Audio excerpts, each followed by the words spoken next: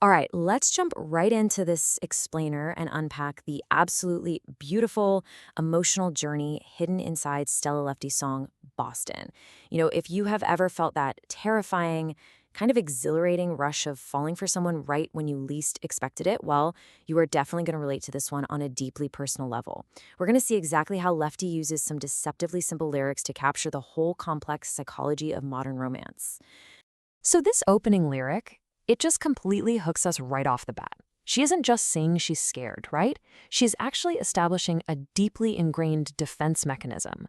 Basically, she's handing her partner a giant disclaimer, pointing straight to her own track record of fleeing from intimacy the absolute second things get real.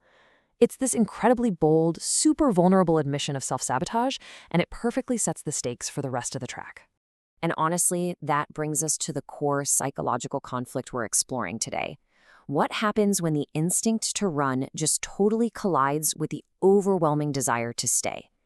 It's that crazy tension of wanting to move forward when every single cell in your body is screaming at you to pull back. It's the classic fight or flight response, but mapped directly onto human connection. You know that jarring feeling where your heart is slamming on the gas pedal, but your brain is frantically yanking the emergency brake? Yeah, that's exactly it. Which leads us to part one, the physical and emotional journey. This whole tension plays out beautifully against the physical setting of a moving train. And this feeling of uncontrollable momentum is perfectly captured by one specific phrase she uses, jumping the gun. This really reveals the central anxiety of the track. It's that creeping fear that, hey, this romance is moving way, way too fast. There's this really acute awareness that they are totally breaking the rules of typical pacing. They aren't taking it slow, they're skipping steps entirely, and honestly, that sheer speed is exactly what's triggering her urge to just bolt. Because, the sheer speed of this relationship is just staggering. Look at this timeline. Literally just last month, they were practically strangers. But then, the exact second he spoke, her inhibitions totally vanished. And now, present day, they are on a life-changing train ride together back to his hometown. Talk about an acceleration, right? Going from casual strangers to intense intimacy in just a matter of weeks. No wonder she feels like she's jumping the gun. Okay, moving on to part two, breaking down the walls. Now, to get on that train, she really had to leave her past self behind at the station. Her previous baseline was, extreme cynicism. By saying she was swearing I would never fall in love, she's showing us a past version of herself that was just totally guarded against romance. She wasn't just casually single. We're talking about someone who had taken a literal oath against love. She had built this massive fortress around her heart, probably because of some past hurt, and simply decided that keeping everyone out was the only safe way to live.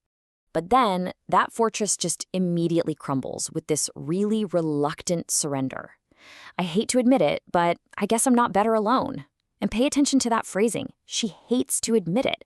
She really doesn't want to need anyone at all. But the undeniable reality of this new connection has completely shattered her old, cynical worldview. Just look at the sheer amount of things she's sacrificing for this connection. She is completely throwing out her old life. She's ditching her inhibitions, breaking those vows against love, letting go of the things she used to know, and totally abandoning that stubborn belief that isolation is somehow safer. It's literally a total identity shift happening in real time, all while just sitting next to someone on a train.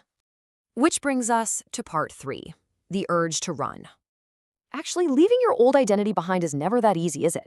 Even with this sweet surrender, that internal fight-or-flight tension is still incredibly active. We can clearly see this tug-of-war playing out in the lyrics. On one side, her historical muscle memory is just screaming at her to flee.